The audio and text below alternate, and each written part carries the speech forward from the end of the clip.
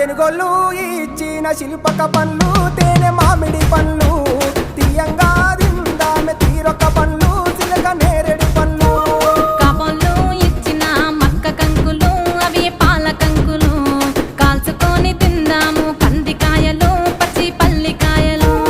గుజారి గుజారి మామిళ్ళ కిందో నల్ల మామిళ్ళ కింద కుసుమరోళ్ళేసిన కుందన బొమ్మ అది కుందన బొమ్మ